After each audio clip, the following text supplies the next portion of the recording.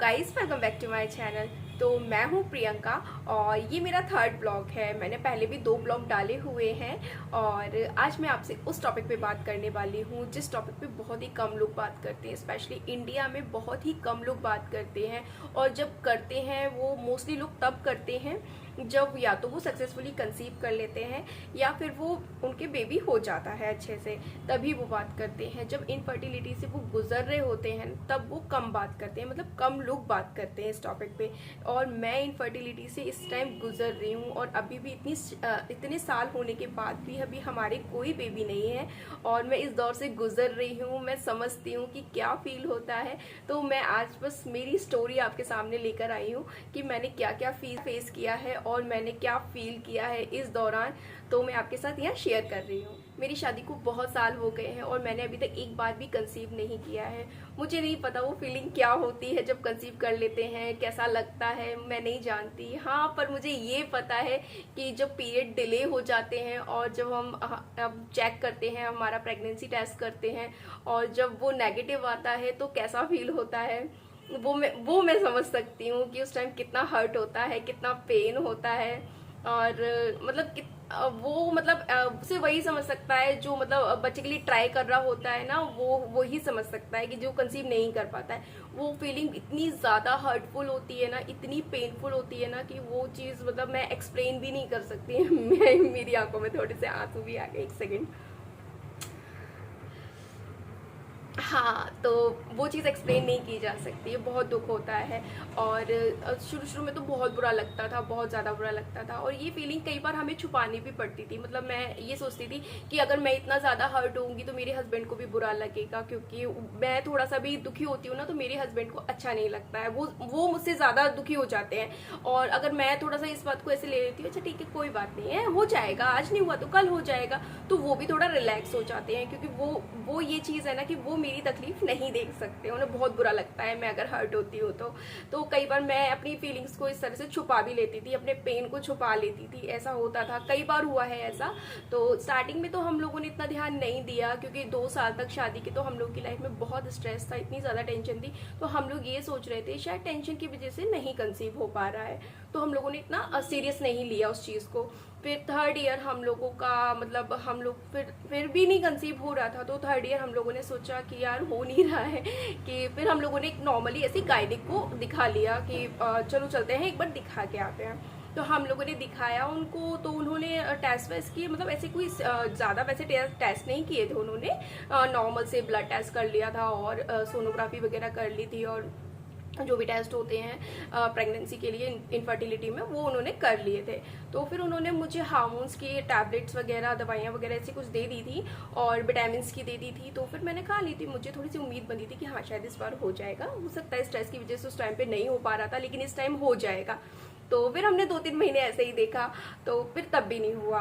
फिर हम लोगों ने फिर उस टाइम कोरोना भी मतलब कोरोना का टाइम था वो, मतलब उस टाइम पे तो सोच भी नहीं सकते थे कि डर भी लगता था कि मतलब अगर कंसीव हो गया तो फिर मतलब कैसे ये सब चीज़ें हम लोग कैसे हैंडल करेंगे, क्योंकि हम ही दोनों हैं यहाँ पर, कोई भी नहीं है हमारा। और फिर कैसे मैनेज होता, ये भी चीज़ थी। लेकिन हम लोगों ने ट्राई किया लेकिन फिर भी मुझे कंसीव नहीं हुआ उस टाइम पर। फिर मैं अपने घर पे गई मम्मी के पास, तो वहाँ हम लोगों ने एक अच्छे गायनिक को दिखाया। यहाँ भी मतलब जहाँ हम लोग अभी रहते हैं वहाँ भी मैंने 3 जगह दिखाया था, बहुत अच्छे डॉक्टर्स थे वो लोग भी। तो उन्होंने भी मतलब दवाइयाँ दे दी थी स्टार्टिंग में। वो कोई भी डॉक्टर दवाइयाँ ऐसे दे देता है, ज़्यादा मतलब डीप नहीं जाता है। तो उन्होंने दवाइयाँ दे दी थी मुझे। उसके बाद फिर मैं मम्मी के पास गई, तो मम्मी के वहाँ पर मैंने बहुत अच्छे गायनिक को दिखाया, मतलब हमारे फैमिली गायनिक भी हैं, उनको भी दिखाया। तो जब मैं अपनी मम्मी के पास गई थी वहाँ मैंने दिखाया था डॉक्टर को, तो वो बोले थे कि है ना इस तरह से मतलब जैसे अभी तक आप ट्रीटमेंट ले रही थी उस तरह से ट्रीटमेंट से नहीं चलेगा, क्योंकि आपको जो शुरू में जो दवाइयाँ दी जाती हैं वो दी हैं तो उससे आपको कंसीव नहीं हुआ है, तो आपका प्रॉपर टेस्ट वेस्ट करने पड़ेंगे। और उन्होंने मुझे HSG टेस्ट के लिए बोला। HSG टेस्ट का सुन के मैं बहुत डर गई, मतलब इतना ज़्यादा डर गई थी। जिसने कराया होगा उसे पता होगा कि कितना पेनफुल होता है, बहुत ज़्यादा पेनफुल होता है वो टेस्ट। और मैं बहुत ज़्यादा डरती हूँ, इस वजह से भी मैं थोड़ा मुझे लेट भी हो गया है इस वजह से मुझे बहुत ज़्यादा डर लगता है इंजेक्शंस और ये सब इन चीज़ों से, सर्जरी वगैरह से बहुत ज़्यादा डर लगता है। तो डॉक्टर्स को भी दिखाया, उन्होंने भी टेस्ट वगैरह किए और फिर उन्होंने भी है ना दवाइयाँ वगैरह दी। तो फिर मैं अपने घर भी आ गई वापस उसके बाद अच्छे से दिखाकर, और फिर हम लोगों ने फिर से उम्मीद रखी कि हाँ चलो अब हो जाएगा कंसीव, अब हो जाएगा। लेकिन फिर भी मुझे कंसीव एक बार भी नहीं हुआ। हमारे मन में मैं तो इतनी हिम्मत करके हाँ कि अपनी बात रख रही हूँ। मैंने बहुत सोचा कि मैं क्या मतलब कई बार होता है ना कि हम अपने मन की बात किसी से नहीं कह पाते। समटाइम्स हम अपने हस्बैंड से भी वो बात नहीं कर पाते, क्योंकि ये लगता है ना कि हम अगर हर्ट हो रहे हैं तो सामने वाला भी हमारी वजह से हर्ट ना हो जाए। तो इस तरह से मैंने इतने सारे डॉक्टर्स दिखा लिए, लेकिन फिर भी मुझे कंसीव नहीं हो रहा है। और अब तो फिर भी आदत सी पड़ गई है कि चलो ठीक है अब हो जाएगा, लेकिन मैंने हार नहीं मानी है। मैं अभी भी आगे ट्रीटमेंट ले रही हूँ और आगे भी लेने वाली हूँ। और अभी हम लोग कुछ सोच भी रहे हैं कि आगे हमें क्या करना चाहिए, क्योंकि बच्चा तो चाहिए, सबको चाहिए होता है क्यों। और वैसे तो हम लोग बहुत खुश हैं, ठीक है, हम लोग बहुत खुश हैं, भगवान की कृपा से सब कुछ है और उन्होंने हम लोगों को सब कुछ दिया है। लेकिन एक चीज नहीं दी है, बच्चा। तो ठीक है, कोई बात नहीं। कई बार ऐसा लगता है ठीक है अगर एक चीज नहीं भी दी है तो इट्स ओके यार, कोई बात नहीं। लेकिन फिर भी हम लोग ट्राई तो करेंगे और आगे भी अपना ट्रीटमेंट करवाएंगे। तो मतलब मैं ये सोचती हूँ कि मैं अकेली नहीं हूँ, बहुत सारे लोग हैं जो इस चीज से गुजर रहे हैं। मैं तो अपनी बात यहाँ कह भी रही हूँ, बहुत सारे लोग तो कह भी नहीं पाते। इतने सारे लोग हैं जो घर में भी ये बात नहीं कर पाते। मैं तो यहाँ पब्लिकली बोल रही हूँ सारी दुनिया के सामने, कौन कौन देखेगा, सब लोग देखेंगे मेरा ये वीडियो। तो मैं तो कह भी रही हूँ, अपना मन हल्का कर रही हूँ, लेकिन बहुत सारे लोग कह भी नहीं पाते हैं। मैं समझ सकती हूँ वो चीज़। और तब बहुत बुरा लगता है जब कोई मतलब ये सब जानता है कि हमें कोई मेडिकल इश्यूज हैं, फिर भी वो ये आके कहता है कि है ना क्या हुआ, कुछ है क्या, कुछ है क्या। तो मुझे सच में बहुत बुरा लगता है।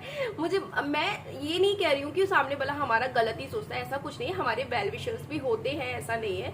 लेकिन ऐसा लगता है ना कि देखो अब आपको सब पता तो है, फिर भी अब अगर कंसीव होगा तो पता तो सबको चल ही जाएगा, ये चीजें छुपती तो है नहीं है। तो एटलीस्ट ये सब बातें नहीं करनी चाहिए घर में या समाज में, किसी को नहीं करनी चाहिए ये सब बातें, क्योंकि एक कपल वैसे ही बहुत टेंशन में होता है इस चीज को लेके। क्योंकि देखिए बच्चा सबको चाहिए होता है, ऐसा कोई भी नहीं है जिसे बच्चा नहीं चाहिए, हमें भी चाहिए और जिसको नहीं है सबको चाहिए, और भगवान चाहे तो सबको दे। और मैं तो यही कहती हूँ भगवान सबकी गोद भरे और मेरी भी भरे और सबकी भरे। तो बस मैं यही कहती हूँ, अगर कोई किसी से पूछता करता है तो वो मुझे अच्छा नहीं लगता। मुझे पता है ये लगता है जैसे कोई ये सोच रहा हो बेचारी इसके एक बच्चा हो जाए, मतलब कहते भी हैं ऐसा कि एक हो जाए, लेकिन पता है मुझे अच्छा नहीं लगता ये कि कोई मुझे ऐसे सोचे बेचारी के बच्चा नहीं। मतलब मुझे ये बेचारा बनना बिल्कुल भी पसंद नहीं है, सीरियसली। ठीक है यार, नहीं है, इट्स ओके, नहीं है, वो ऊपर वाले की मर्जी है। अब हम भगवान से बड़े तो नहीं हो सकते ना। मैं सच बताऊं, मैं बहुत स्ट्रांग हो चुकी हूँ। मुझे पहले बहुत बुरा लगता था, बहुत ज्यादा बुरा लगता था, सोचती थी बहुत ज्यादा, क्योंकि मुझे बचपन से ही बच्चे बहुत पसंद है। मतलब मैं जब खुद बच्ची थी ना, मुझे तब से ही बच्चे पसंद है, और भगवान ने मुझे ही बच्चे नहीं दिए अभी तक। तो ठीक है, इट्स ओके। तो मैंने अपने आप को बहुत ज्यादा स्ट्रांग कर लिया है, मैं स्ट्रांग हो चुकी हूँ। लेकिन इसका मतलब ये नहीं है मैं स्ट्रांग हो गई हूँ तो मुझे बच्चा नहीं चाहिए। मुझे चाहिए, मैं आगे भी ट्रीटमेंट करवाऊंगी, और मैं जो भी ट्रीटमेंट करवाऊंगी मैं सब आपके साथ शेयर करने वाली हूँ कि मैंने क्या स्टेप लिया है, मैं क्या कर रही हूँ अब आगे, और कहाँ मैं ट्रीटमेंट करवा रही हूँ। ये सब मैं आपके साथ शेयर करूंगी। क्यों मैं चाहती हूँ कि मैं जिस दौर से गुजर रही हूँ, जो चीज़ फेस कर रही हूँ, वो आप लोग देखें और मुझे देख के थोड़ा सा मोटिवेट हो, स्ट्रांग हो। और मैं चाहती हूँ ये वीडियो आपके लिए हेल्पफुल हो, क्योंकि बहुत लोग बहुत स्ट्रेस में आ जाते हैं। स्ट्रेस में रहने की कोई ज़रूरत नहीं है। स्ट्रेस में अगर रहोगे तो अगर होना भी होता है ना तो वो नहीं हो पाता है, क्योंकि स्ट्रेस की वजह से बहुत सारी चीज़ें गड़बड़ हो जाती है, हमारे हार्मोन्स बहुत गड़बड़ हो जाते हैं स्ट्रेस की वजह से। तो स्ट्रेस में रहने की जरूरत नहीं है, मस्त रहो, खाओ पियो, एंजॉय करो, और बस भगवान पे विश्वास रखो। और ट्रीटमेंट तो बहुत ज़्यादा ज़रूरी है, ट्रीटमेंट लेना बहुत ज़रूरी है, डॉक्टर का कंसल्टेशन बहुत ज़्यादा ज़रूरी है। तो वो सब चीज़ तो करनी है। बस ये है कि हाँ, मैं समझ सकती हूँ कि थोड़ा जो लोग समाज में, मतलब हम लोग समाज में रहते हैं तो समाज में लोग बोलते हैं, तो मैं उनको यही बोलना चाहूँगी, किसी को टोको मत, किसी से पूछो मत। अगर किसी को टाइम हो गया है, बच्चा नहीं हुआ है, तो उसको टोको मत, उससे पूछो मत। वो भी जानता है, उसे पता है कि उसे बच्चा चाहिए, और कोई खुशी से नहीं बिना बच्चे के रह रहा है, ये भी बात सही है।